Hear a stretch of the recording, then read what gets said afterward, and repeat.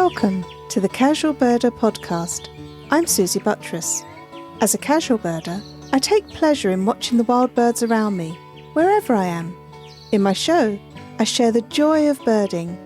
I tell you about the birds I've seen, speak with experts and enthusiasts, go on bird outings, and I share stories from birders around the world. My guest this episode is Rob Williams, conservationist, author and tour leader with Rock Jumper Birding Tours. He spent many years living in Peru, a country with over 1,800 bird species, including 125 endemics. Whilst there, Rob worked on various conservation projects, including running a reintroduction programme for the then critically threatened white-winged guan, and he conducted research on Andean condors, campaigning to stop trade in their feathers. The Peruvian government takes a special interest in promoting bird tourism, and the Peruvian state manages a network that protects more than 15% of the country's area. From a birding perspective, Peru could be thought of as being split into three regions: northern, central, and southern, with birding routes unique to each region. Along with local colleagues, Rob was instrumental in launching the concept of the northern Peru birding route. In our conversation, Rob tells me about the spark moment that led to his lifelong love of birds, the amazing species that can be found in Peru, and what might be expected on a birding tour with him. Our conversation was recorded live at Global BirdFair in 2024.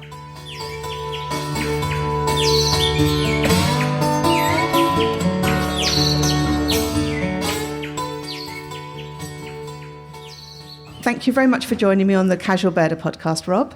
Thank you very much for the invitation. How did you get into birding? What was the moment that sparked your interest? Well, I was brought up in the countryside on a farm, and so I always knew what the birds were, but I wasn't really into birding till one spring we were helping my dad clear out an understair cupboard, and we found a pair of binoculars, and I put them round my neck and I walked down the lane, and a sparrowhawk came down the hedge and killed a starling that was feeding on the manure heaps, and it then landed just meters away from me over a little wall, and I somehow managed to get the bird in the binoculars and get it in focus, and I watched the sparrowhawk plucking the starling and all the glistening on the starling's feathers, and I went home rushing to tell my dad, and on the way I saw another bird that I didn't know that flew up out of the stream with a white rump. And it looked a bit like a big house martin, but it came out of the stream, but I didn't know what it was. And I got home and told my dad about that, and he got out a bird book. And that day, first of all, I saw the sparrowhawk. That was my spark moment. But then I found that you could, if you saw a bird you didn't know, you could look it up in a book. And he helped me flick through the book. He obviously knew it was a green sandpiper. But I described it as a dark bird that looked a bit like a house martin that came out of the stream. Because with house martins nested on the house, so I knew those, but I'd never seen a green sandpiper knowingly, and so that I had a sort of double epiphany the same day. Oh, wow. And since then I've just been addicted. So how old were you? I'm not sure, but probably around 4, something like that. Really? I mean, my first notebooks, everything's spelt wrong, all the letters are back to front. My dad always said that he thought I learnt to write so I could keep a birding notebook. Wow. Gosh, so you really are a lifelong birder then. Now, tell me how you got into leading tours and the work that you're doing in Peru. So I studied zoology. I did a PhD on long-eared owls. And then I worked for various conservation organisations. I worked for RSPB, BirdLife International, Wildlife Conservation Society, Frankfurt Zoological Society, etc. I've worked in international conservation work. And in between sort of different gigs with those, I would lead a few tours. And I was friends with the founder of Rock Jumper Bird Tours many years ago. He was living in Ecuador when I was working there. We used to have a beer together occasionally. And he asked me if I'd like to lead some tours. And so I started off leading one a year because I was working in conservation. And then when I left that and became freelance, I've started leading more tours for them and now lead about 8 a year for them. How is it when you're birding for people, helping other people find birds, as opposed to when you're out just on your own birding? Well, it's quite different, obviously, but I like both. So I love going birding quietly on my own and sitting. I tend to go much slower when I go on my own. I sit in one place for a long time and try and watch much more the behavior. When you're guiding, your job is to find birds and make sure people see them. And so often, if you've got a group of people, you're working through that group of people, making sure they're all seeing them. And you're also trying to find the next bird. You're listening, what's calling behind you, what are we going to do next?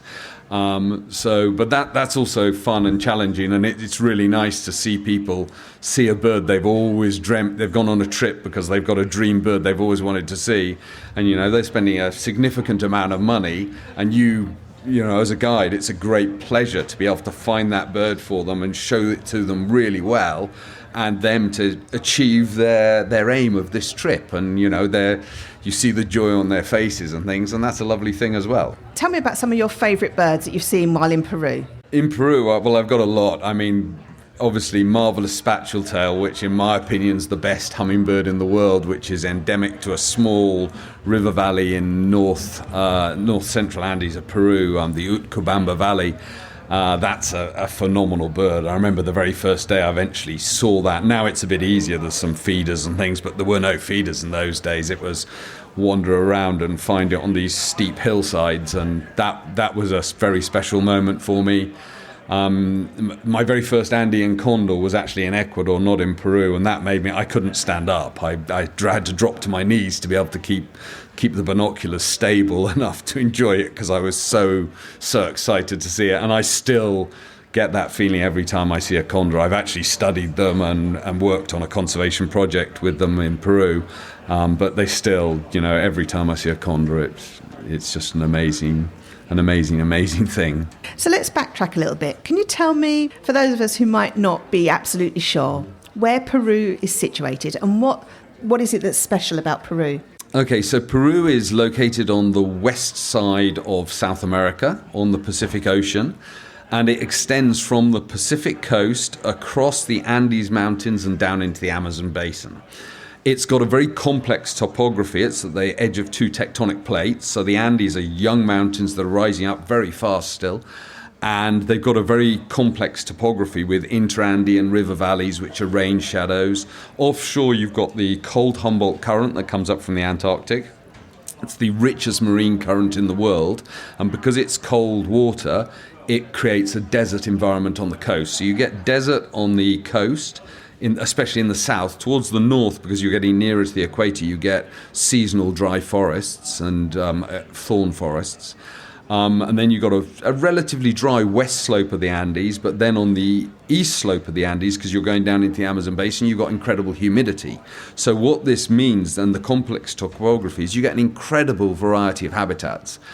David Bellamy, the famous botanist, TV presenter, always said that if you could only preserve one country on the world, you would preserve Peru because of its variety of habitats. It's got permanent glacial and snow-capped mountains, it's got coastal desert, it's got lowland Amazonian rainforests and all the habitats in between. So it really is an incredibly rich country, and because of that, and because it's been, with this oceanic current, it's been quite climatically stable for a long period of time, since about the mid-Miocene. And so that means some of these rain shadow valleys and things have had the same vegetation type, and that in for several million years, and that's allowed endemic species of plants, lizards, everything, including birds, to develop. And so this variety of habitats and the complexity means it's got a staggering number of species. It's got 1,870 species is the current bird list for Peru. Wow. Which puts it probably in second or third place. It's right up in there in the top three.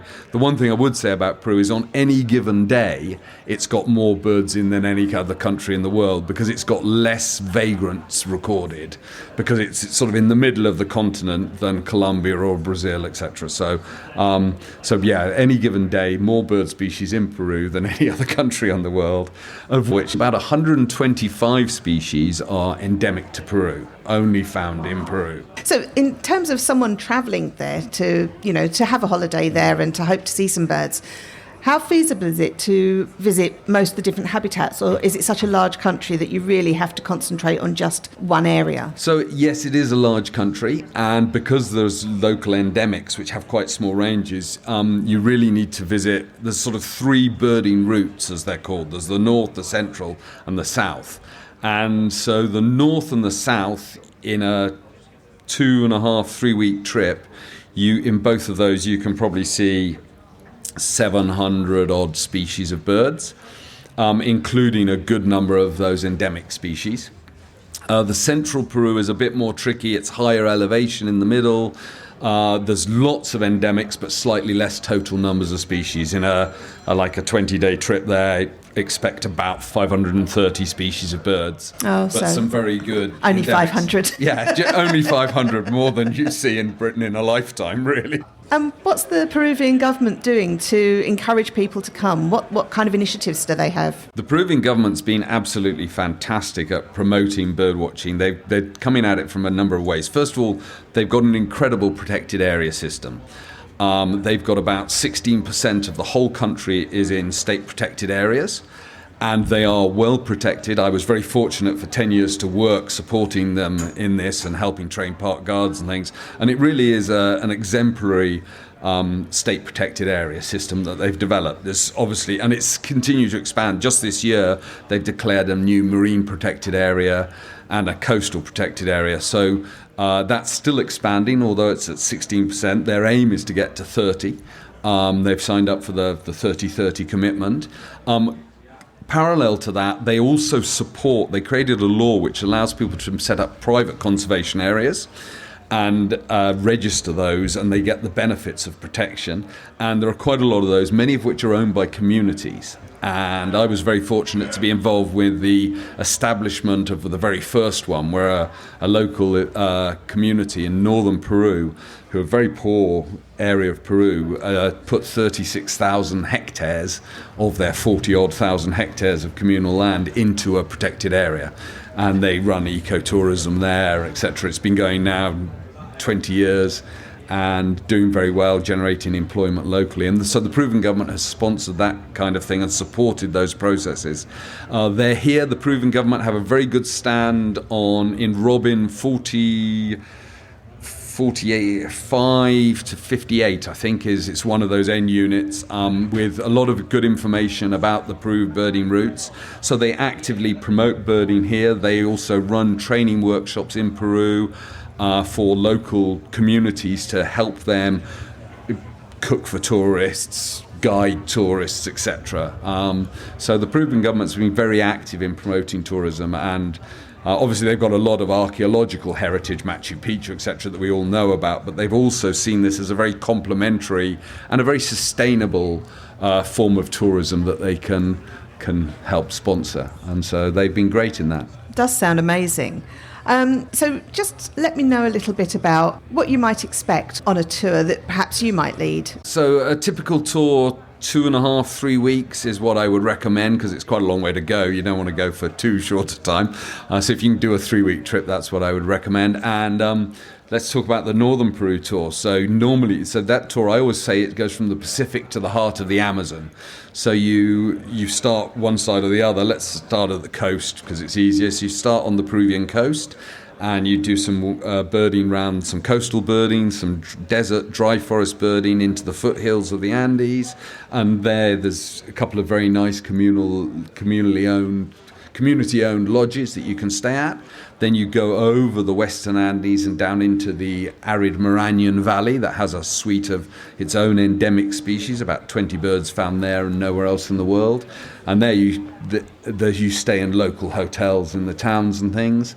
Then moving further east, you go up, and there's a very important conservation organisation. It's the BirdLife Partner Organisation in Peru now, called ECOAN, and they run a fabulous lodge called Owlet Lodge in the East Andes, and there you can see a very good, amazing bird called the long-whiskered owlet, which is the second smallest owl in the world. It was only discovered to science in 1977 and then was missing for many years. No one knew what it sounded like, so no one saw it, and now we know the call, and there's a great park guard there called Roberto who can take you out and show you this owl. He's the world expert, just a local guy from the local village, and he's become the world expert on this owl. And when I go out with my groups, I never do any playback, do anything. I say we're in Roberto's hands because he knows more about that bird than I'll ever know.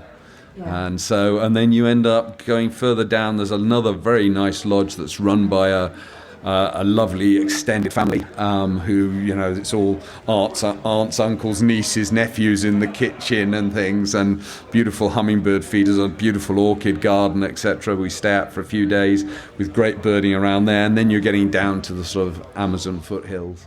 Yeah, it's lovely accommodation, lovely food, some amazing archaeological sites on the way, some spectacular scenery, very interesting habitats and amazing birds. You've been to so many wonderful places around the world. You've done amazing things. But if you had a fantasy birding day, so you were instantly in this location, could be any time, anywhere, how would you spend that day? I would go to the Cerros de Sierra, which is a relatively isolated ridge of mountains to the east of the main Andes in Peru. It's a nice sort of sticking up out of the Amazon. And there are 3 endemic birds, including a curassow, Sierra curassow. And I have always wanted to go to the Cerros de Sierra and see that curassow. So if you gave me a magic hat, that's if I could click my heels together and be there, that's where I would appear, in the Cerros de Sierra, those beautiful cloud forests, and hopefully see the curassow, the tanager and the barbet, but especially the curassow. And so would you be birding at your own pace, spending that day just taking it all in? Well, because I'd be looking for 3 birds in slightly different places. I'd be moving quite fast through, so I'd be happy to go with other people. More eyes, the better, I think, because that would be I'd be on a mission that day to find those birds. So. Okay, well, we'll let you do that.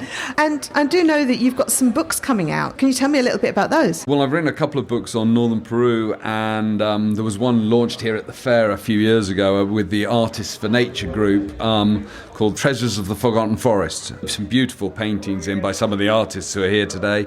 That was great. But I've got a new book hopefully coming out next year on hummingbirds. It's going to be a Bloomsbury Princeton publication, and it's one of the photographic guides like the owls and the woodpecker books in that series. So I'm currently compiling hummingbird photos. Excellent. Thanks so much for joining me on the Casual Birder podcast. Really enjoyed speaking with you. Thank you very much.